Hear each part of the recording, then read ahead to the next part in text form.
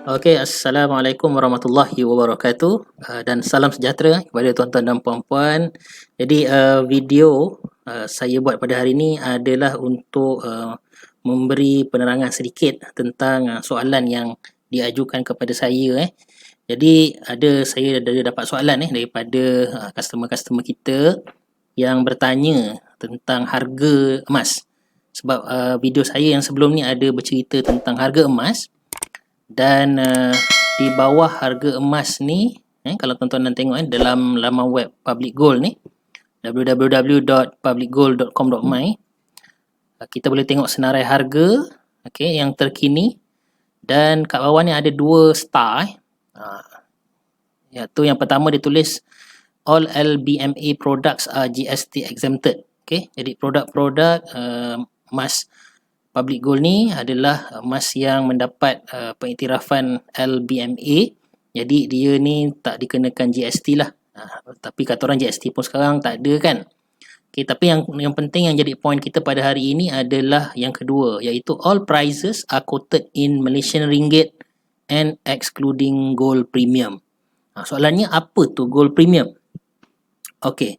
Gold premium ni sebenarnya adalah merupakan harga yang mana kita sebagai pembeli emas public gold ni perlu juga take into consideration lah dalam membuat calculation sebelum kita nak jual balik kita punya emas tu nantilah.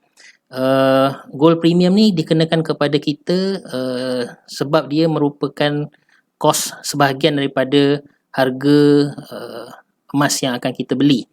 Sebagai contoh, kalau kita nak tengok kat mana harga gold premium ni, dekat bawah ni ada ditunjukkan dalam laman web tu juga. Ini adalah berapa gold premium yang dikenakan berdasarkan kepada jenis-jenis emas yang kita beli. Perak pun ada jugalah, tapi saya fokus kepada emas. Sama ada berbentuk wafer ataupun berbentuk gold bar lah, jongkong emas. Jadi kalau tuan-tuan dan puan-puan tengok satu contohlah 10 gram 10 gram LBMA gold bar ni akan dikenakan gold premium sebanyak RM13 untuk Semenanjung dan RM30 untuk Sabah dan Sarawak lah. Jadi RM15 ni perlu ditambah kepada 2667 ni. Sekejap 2667. Saya cari kalkulator saya biar orang nampak kan. Jadi kita tengok tadi harga emas yang kita nak beli contoh adalah 10 gram. Harga emas tu adalah 2667 dan kita kena ambil kira juga harga gold premium yang dikenakan sebanyak RM15, iaitu tambah RM15. Jadi untuk pembelian secara direct ataupun direct purchase 10 gram yang kita nak beli ni, harga yang kita perlu bayar kepada Public Gold sebenarnya adalah RM2,682. Jadi apa tu sebenarnya gold premium Gold premium ni sebenarnya adalah kos-kos yang kos-kos yang dibuat oleh Public Gold yang mana dia transfer lah kepada kita. Jadi antara faktor-faktor penentuan gold premium tadi ni adalah yang pertama kos pembuatan global. Kos untuk nak membuat jongkong-jongkong emas ni kan, macam-macam bentuk apa semua ni. Itu kos yang pertama. Kos yang kedua adalah kos insurance dan kos transportation, kos pengagihan. Jadi maknanya dia nak bawa jongkong tu daripada minting factory dia kepada Public Gold, dan daripada Public Gold ibu pejabat nak hantar kepada tuan-tuan dan perempuan yang diambil di branch-branch lah. Jadi semua tu ada kos-kos dia. Dan yang ketiga juga faktor yang menentukan gold premium ni adalah supply dan demand lah. Nanti sekarang ni adalah kalau kita tengok 1 gram RM10 kan, 5 gram pun RM10. Dulu kalau ambil 1 gram ni, seingat saya dalam tahun 2017-2015 macam tu, dalam RM5 je.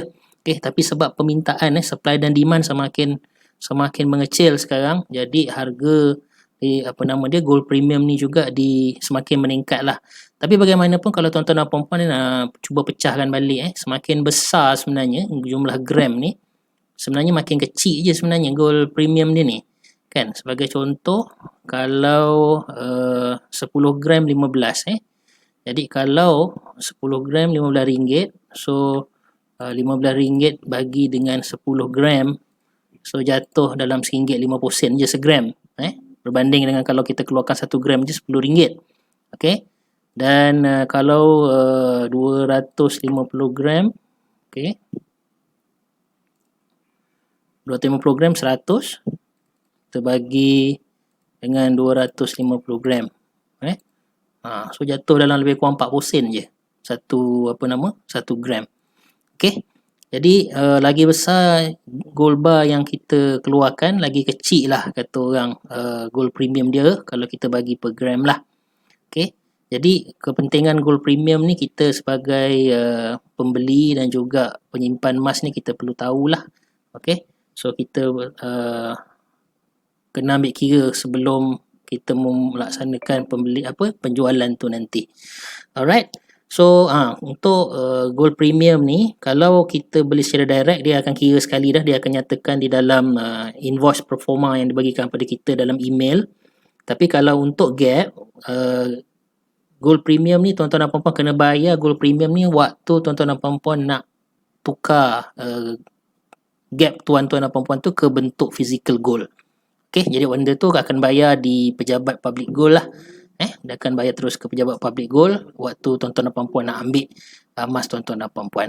So itu saja perkongsian saya pada kali ini. So saya doakan tuan-tuan dan puan-puan berjaya dan konsisten menyimpan emas dan perak bersama dengan public gold. Assalamualaikum warahmatullahi wabarakatuh.